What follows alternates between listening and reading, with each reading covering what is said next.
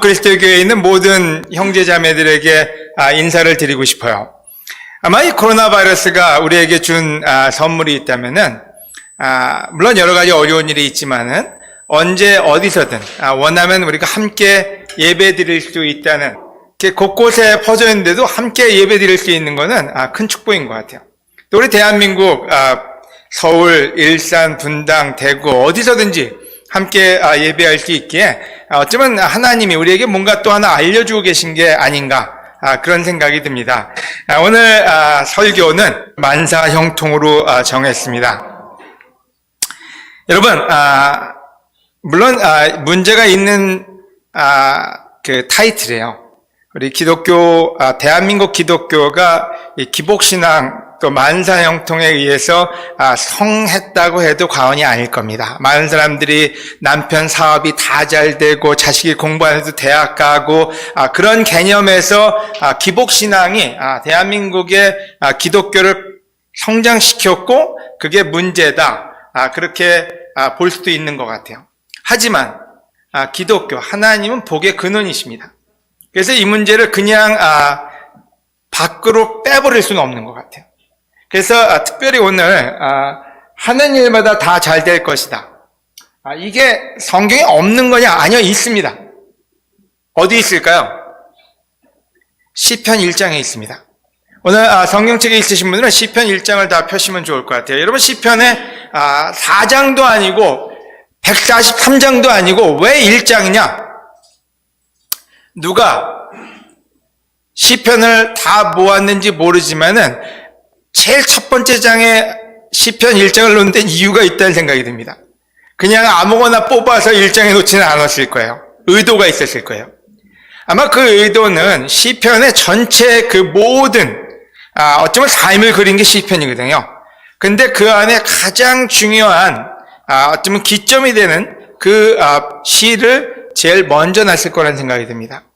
그래서 오늘 시편 1장을 읽음으로써 오늘 말씀을 같이 시작하도록 하겠습니다.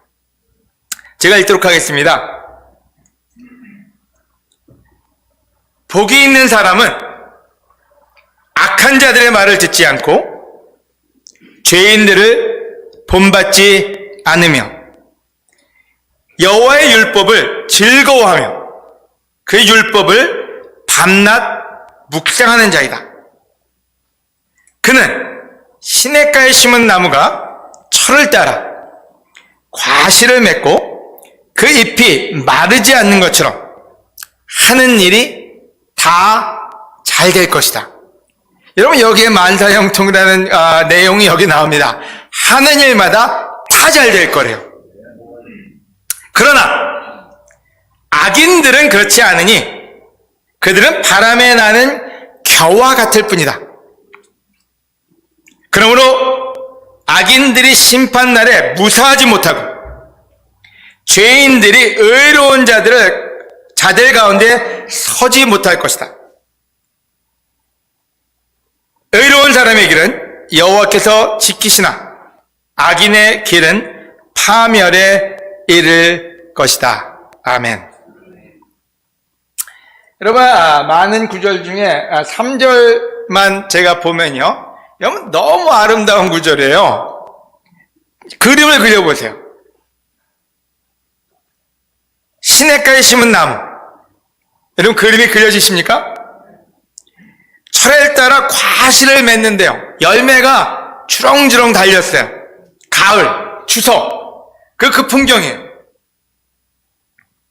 잎이 마르지 않고 푸르다는 얘기죠. 그 다음에 결국에 써있는 말은 하는 일이 다 잘 될 거래요. 제가 하나 질문을 드려볼게요. 여러분, 하는 일 다 잘 되고 계십니까? 이 시편의 저자는 굉장히 아름다운 것을 아주 짧은 구절 안에 표현을 하고 있습니다. 여기서 한 가지 여러분이 생각할 게 있어요. 하나님이 여러분한테 원하는 게 이런 삶이라는 거예요. 하나님이 여러분한테 원하는 삶이 고리타분한 삶도 아니고 교회 와서 율법을 지키는 삶도 아니고 진짜로 아름다운 삶을 살기를 원한다는 거예요. 여기는 한 명 한 명한테요. 오늘 이 방송을 듣고 있는 모든 여러분 한 명 한 명에 대한 하나님의 계획은 푸르고 열매 맺고 하는 일마다 다 잘 되기를 원하는 게 여러분의 염원만이 아니라 하나님의 염원도 된다는 거죠. 근데 하나님이 원하는 인생은 뭔지 나눠주는 인생이거든요. 저희 집에는 레몬나무가 있습니다. 저는 놀랐는데요. 레몬이 그렇게 많이 열리는지 몰랐어요. 레몬나무가 있는 집에 있는 사람들은 마음이 풍요롭습니다. 왜요? 저희 그 레몬을 문 열고 들어와서 따가는 형제가 있어요. 저희가 없을 때 와가지고 따가지고 가는데 얼마나 따가지고 가냐면 봉다리를 2개씩 가득가득 채워서 가요. 근데 흔적이 안 남아요. 너무 많이 열리기 때문에. 여러분, 하나님이 원하는 삶이 뭔지 아세요? 어거지로 주는 삶이 아니에요. 줄 수밖에 없는 삶이에요. 여러분, 열매가 그렇게 열리면요, 감나무 있는 집 누가 와서 저거 좀 따가지고 내가 따가지고 가라 그러지, 그거 따가지 마세요. 그렇게 안 해요. 다 썩어버리거든. 근데 우리는 어떨 때 그런 삶을 경험하지 않습니다. 왜요? 이유는 성경에 다 써 있어요. 여러분, 하나님이 원하는 삶은 철마다 푸르고요. 푸르다는 말이 뭐예요? 여러분, 다니다 보면 뭘 원하는지 아세요? 땡볕에 그늘만 있으면 시원해요. 누가 와서 거할 수 있는 그런 삶이요. 여러분, 우리 인생이 푸르다. 이 말은 뭔지 여러분이 누군가 와서 여러분한테 쉼을 얻을 수 있다는 거예요. 뭐 나무가 너 쉬어라 이렇게 하지 않고 그냥 그 자체가 그 옆에만 있는 게 쉼이죠. 열매는 그냥 따가라 그게 아니라 그냥 줄 수밖에 없어요. 그냥 있으면 다 썩어버리니까 나눠줄 수밖에 없잖아요. 그리고 하는 일마다, 그처럼 하는 일마다 다 잘 될 거라고 이야기합니다. 그러나 악인들은 그렇지 않니 그들은 바람에 나는 겨와 같을 뿐이다. 자, 축복받는 사람은 시냇가에 열매 맺는 푸른, 하지만 악인들은 뭐 귀신 같다 아니면 좀비 같다 이렇게 써 있지 않고 그들은 바람에 나는 겨와 같을 뿐이다. 실제로 뿌리가 없고 흔들거리고 늘 갈등하고 늘 갈피를 못 잡는다는 얘기죠. 겨가 이렇게 생겼는데 여러분, 겨만 보면 아름답습니다. 골드빛, 그 금빛에 태양이 비치면 굉장히 놀랍잖아요. 그러면 여러분이 악인이냐 아니면 여러분이 모든 일이 잘 될 수 있는 하나님의 축복받은 사람이냐 어떻게 알 수 있습니까? 얼굴 보면 알아요? 여러분, 바람에 나는 겨 같다. 바람이 불면 알아요. 여러분, 바로 그 바람이 불면은 무사하지 못할 거다. 그러면 악인들은 심판날에 무사하지 못할 것이고 죄인들은 의로운 자들 가운데 서지 못할 것이다. 저는 제주도에 있었습니다.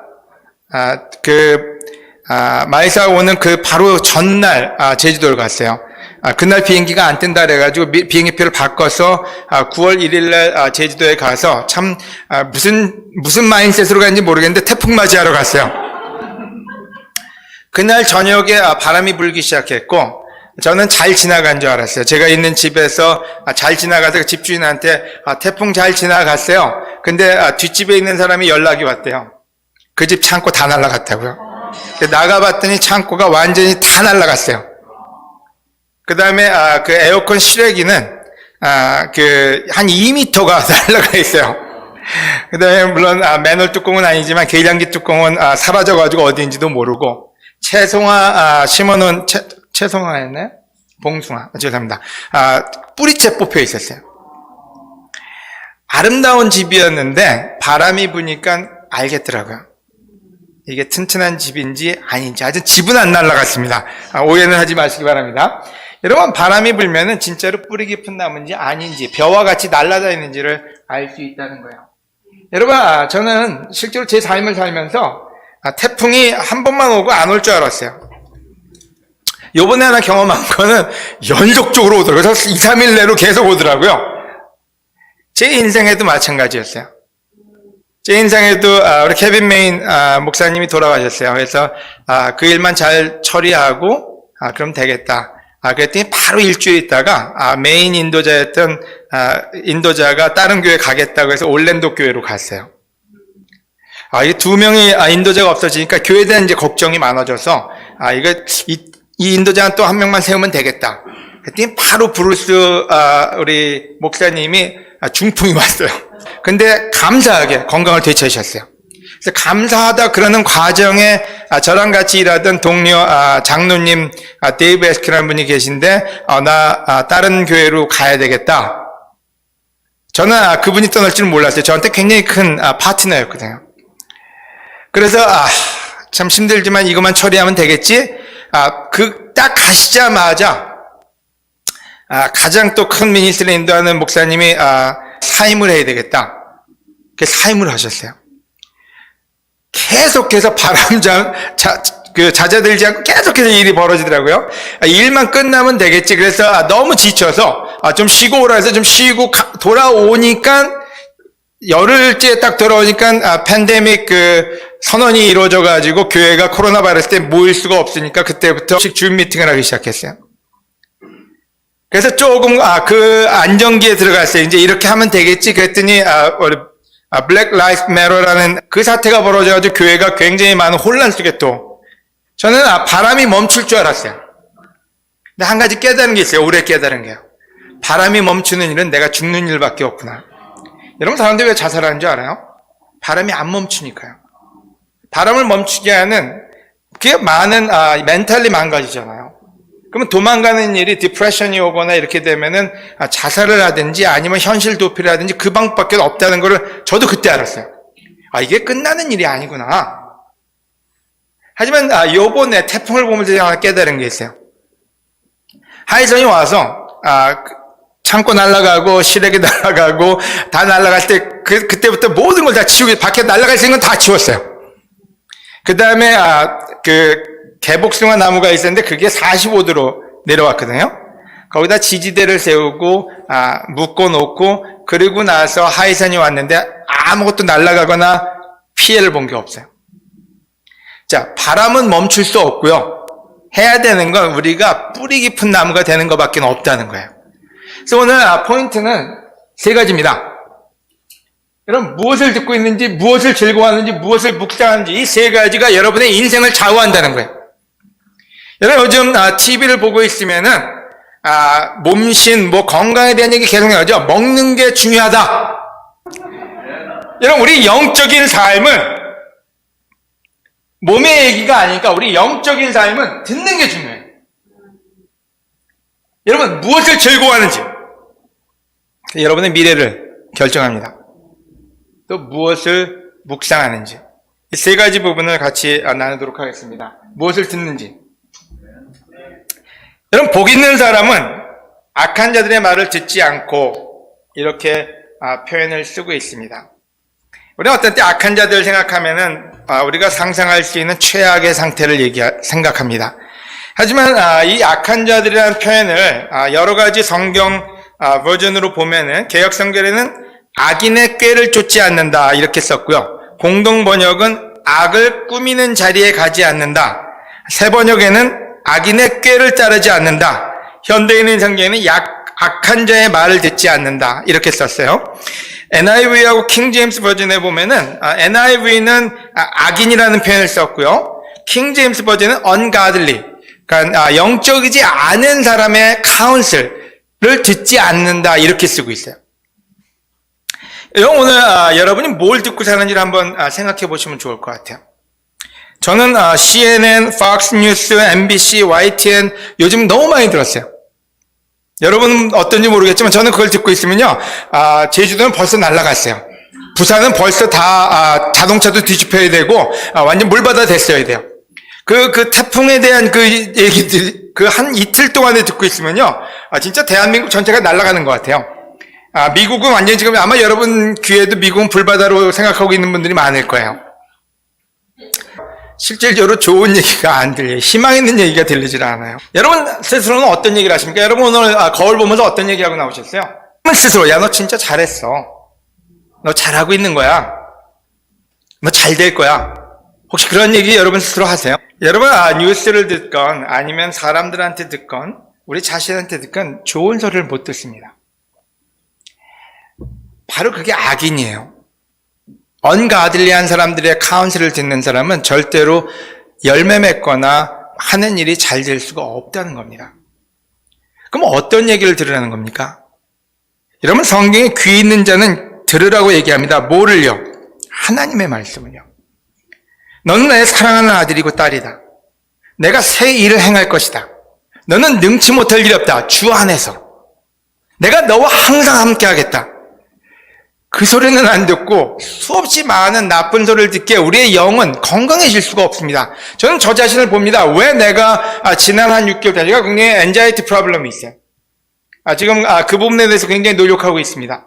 근데 왜 그런지는 너무나 많은 교회의 문제를 듣기 시작하고 사회적인 문제를 듣기 시작하고 좋은 마음에서 그 일을 해결하려고 했지만 결국에는 제가 말라가고 있음을 합니다. 살은 마르지 않는데요. 영이 말라가고 있음을 고백할 수밖에 없습니다. 그래서 저한테 스스로 결정하는 게 있습니다. 내가 내 마음의 뿌리가 말씀에 있질 않구나. 내가 말씀을 듣기보다는 수없이 세상의 소리를 듣고 있구나. 여러분에게도 권해드립니다. 여러분, 하나님의 말씀이 세상의 어떤 소리보다 더 많이 들려야만 합니다.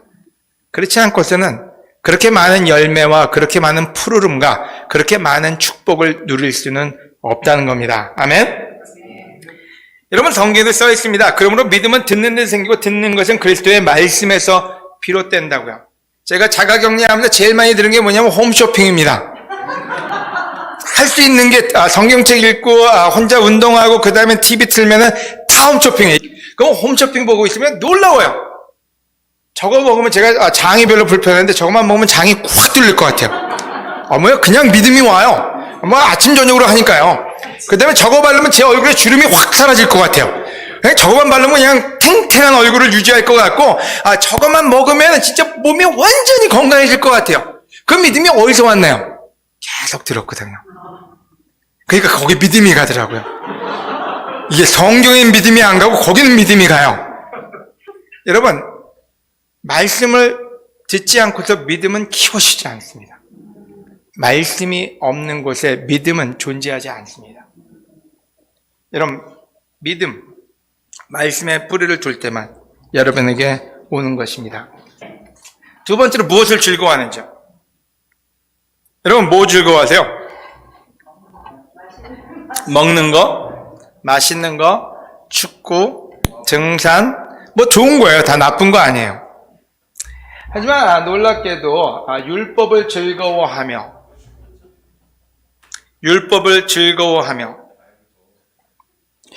율법, 말씀이죠. 즐거워한다기보다는 읽어야 되는 책이 되고 즐거워하기보다는 올드 크리스찬이니까 기독교인이니까 말씀을 가까이 하려고 노력했지 즐거워하는지에 대해서는 퀘스천이 됐어요. 근데 갈라디아서 3장 2절에 보면요, 바울은 굉장히 강하게 도전을 줍니다. 갈라디아 지역에 있는 교회들한테 어떤 도전을 주냐면요, 여러분 한 가지 알아볼 것이 있습니다. 여러분이 성령님을 받은 것이 율법을 지켜서입니까? 기쁜 소식을 듣고 믿었기 때문입니까? 그래서 여기는 율법을 지키려는 자들에 대한 도전을 주고 있어요. 율법 지키는 게 나쁜 건가요? 그런데 갈라디아 교회에 있는 사람들 욕 엄청 먹었어요. 율법 지키려고 하다가요. 여러분, 우리는 크리스찬으로 살면서 특별히 이제 오래된 크리스찬들의 잘못된 캐테고리 하나 빠진 게 뭐냐면 율법주의적이다. 이런 얘기를 많이 듣지 않습니까? 제가 그래서 고민을 해봤어요. 시편 1장에는 여호와의 율법을 즐거워하는 자라는 표현이 나왔고요. 갈라디아서 3장에서는 율법을 지키려는 자, 망할 것이다, 어리석은 자다 이렇게 표현했었어요. 근데 여기서 한 가지 여러분 잘 생각해야 됩니다. 즐거워하는 것과 지키려는 자에는 차이점이 있다는 거예요.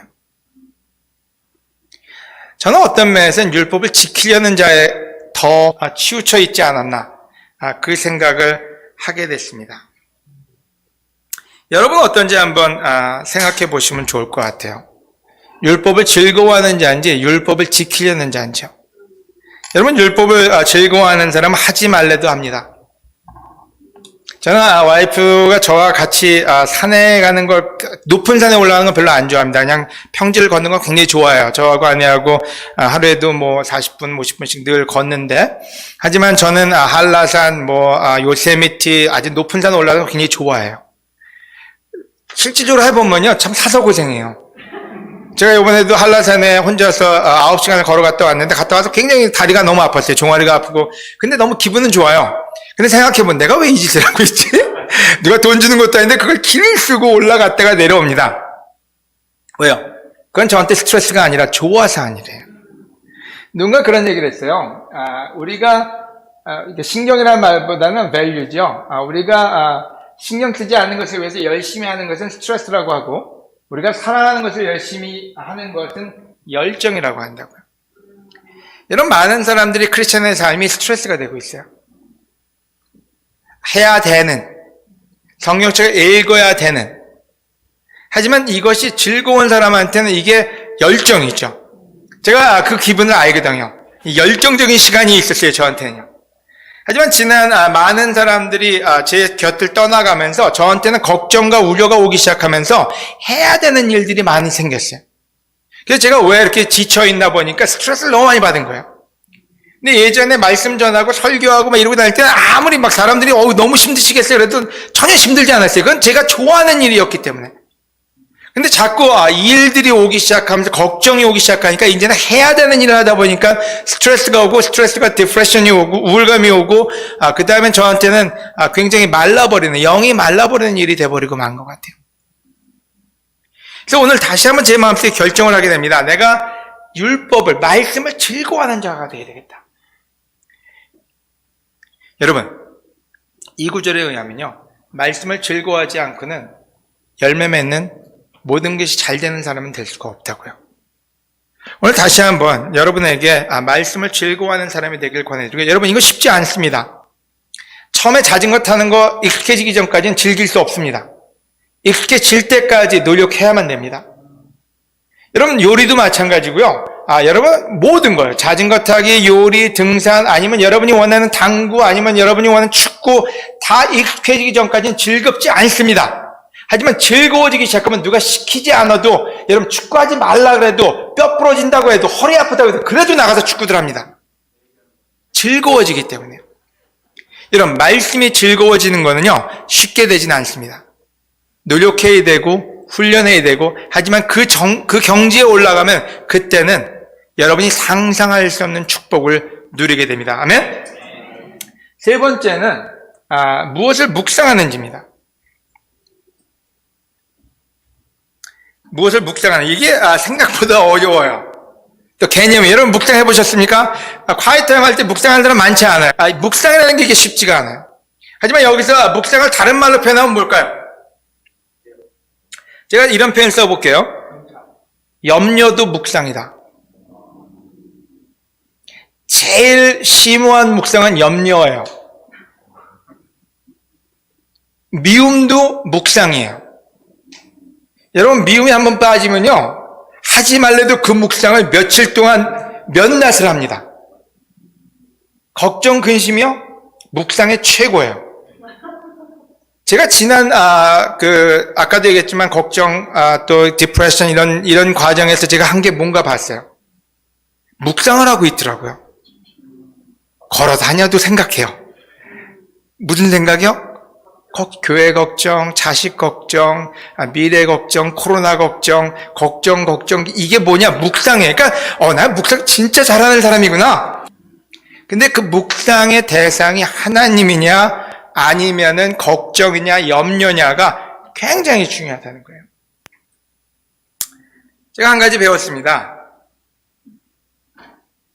지난 몇 년간 내가 한 묵상은 나를 삐쩍 마르게 하는 건강하지 않은 묵상이었음을 고백할 수밖에 없습니다. 물론 좋은 아빠가 되려고 자식 걱정했어요. 자식을 어떻게 키우면 좋을까? 자식을 어떻게 도와주면 좋을까? 좋은 아빠, 나쁜 아빠가 되려고 한 건 아니에요. 하지만 그 묵상이 전혀 도움이 안 됐어요. 좋은 인도자가 되려고 교회 걱정 많이 했어요. 결국에는 말은 많이 했는데 교회에 도움이 된 것 같지 않아요. 그때는 몰랐어요. 그게 악인이고 그게 죄인지를요. 난 좋은 일 하고 있으니까 이게 좋은 일인 줄 알았던 거죠. 어저께 아침에 성경책을 보면서 아주 신이 났어요. 성경책을 보는데 기분이 좋더라고요. 왜냐면 여러분 성경책 보다가 이렇게 인사이트 나오면 좋잖아요. 근데 몇 장을 지나갔는데 기분은 좋았는데 기억이 하나도 안 나요. 내가 지금 뭐 하고 있지? 그러면서 머릿속에 어디선가는 그래 나중에 기억이 나겠지. 아니요. 그때 떠오른 성경 구절이 뭔지는 말씀이 뿌려졌는데 길바닥에 떨어지면은 사탄이 와서 집어간다고요. 여러분 안 집어갈 것 같죠? 여러분 한번 지나가다가 여러분 다이아로 된 목걸이가 있는데 다이아 그 실 줄이 풀려가지고 다이아가 땅에 떨어졌다고 생각해 보세요. 안 집어갈까요, 사람들이? 그 귀한 걸 안 집어가겠어요? 여러분 10만 원짜리가 줄줄 떨어지고 가요. 그러면 사람들이 그냥 놔두고 이거 가만히 놔뒀다가 주인이 와서 가져가겠지 그렇게 할까요? 아니요. 사탄이 하나님의 말씀이 얼마나 귀한지 압니다. 여러분이 그거를 제대로 심지 않는다면 사탄이 와서 집어간다고 성경에 써 있어요. 근데 저는 그냥 읽는 것만으로 또 기분 좋은 것만으로 지나갔던 거예요. 그래서 깨닫게 됐어요. 이거 조심해야 되겠다. 그 다음에 제가 결정한 게 있습니다. 그게 뭔지는 지나가게 두면 안 되겠다. 잡아야만 된다. 말씀이 지나가게 두는 것만큼 어리석은 게 없어요. 스쳐가는 거예요. 잡아야 될 거 아니야. 하다못해 이쁜 경치만 봐도 사진을 찍어서 어떻게든지 내가 저장을 하려고 하는데 그 놀라운 말씀이 지나가는데 우리는 어떤데 지나가게 둬요. 어떻게 잡을 수 있을까요? 여러분 노력하지 않으면 못 잡아요. 그 찰나를 어떻게 잡을 것이냐 적어야 돼요. 어떤 데 2번 봐야 되고요. 어떤 데 시간을 내서 곱 씹어 봐야 돼요. 계속해서 씹어 볼 때 그 안에 더 놀라운 말씀의 주스가 나옵니다. 기도하면서 되뇌어야 됩니다. 저는 제가 설교하고 제가 뭐 하는지 아세요? 여러분 제가 자아도취증에 빠진 사람은 아닌데요. 설교하고 나면 아내랑 같이 기도하러 나가면요. 제가 설교 포인트를 다시 한번 제가 기도할 때 다 되뇌입니다. 왜냐면 그 설교는 남들한테 한 설교가 아니라 저한테 한 설교고 제가 좋아서 했기 때문에 그것이 제 마음에 남아야 되기 때문에. 그거 안 나오면 뭐합니까? 그때 누가 와서 설교 좋았어요. 참 놀라웠어요. 또 제가 설교 내는 기분이 좋아요. 그거 뭐예요? 뿌리를 내리지 않는 말씀은 아무 의미가 없습니다. 또한 여러분도 알잖아요. 걱정 근심 오면요. 그 좋았던 말씀 다 사라집니다. 아내랑 저랑 맨날 기도하거든요. 그런 얘기합니다. 하나님께 맡겨야지. 그러고 난 다음에 뭐 전화 한 통 받아요. 그러면 다시 걱정이 막 들어와요. 그 얘기는 뭔지 하나님께 맡겼다가 다시 찾아와요. 그 부실은행이에요. 저 은행이 잘 챙겨줄까? 하나님께 맡겨서 기도해 놓고 그 다음에 다시 찾아다 고민합니다. 하나님에 대한 믿음이 없어요. 여러분, 세 번째로 제가 배운 건 뭐냐면요. 미국에서 이제 집에서 못 나가게 하니까, 집에다 고추나무, 깻잎, 고추나무인가요? 하여간, 호박, 복숭아 많이 심었어요. 근데 화분에 심었어요. 땅이 없어가지고, 집에 마당이 없어가지고, 화분에 심었는데, 이게 색이 변해요. 흙이. 그리고, 이렇게 부실하게 자라요. 그래가지고, 그 거름을 사다가 좋은 옥토를 사다가 화분갈이를 해줬어요. 그랬더니 무럭무럭 자라고 열매도 맺네요. 그때 하나 배운 게 있어요. 여러분, 메말라 가면은 옮겨 심어야 된다는 거예요. 우리는 어떤데 메말라 가는 거 알아요. 영적으로 메말라 가고 다 했는데도 그냥 그 자리에 있어요. 그러면 죽어요. 옮겨 심어야 돼요. 여러분, 이 뿌리라는 게 왜 시냇가로 가냐면요. 물을 찾아가는 거예요. 여러분, 고난이 힘드시죠? 저는 지금 이 시간에 고백하는데 좋다는 건 아니지만 고난이 저한테는 축복입니다. 왜? 그 모든 고난이 저한테 뭘 줬냐면요. 그렇게 고난이 오면은 저로 하여금 둘 중에 선택을 하게 돼요. 죽을 것이냐 아니면 제 뿌리가 시냇물을 찾아갈 것인지.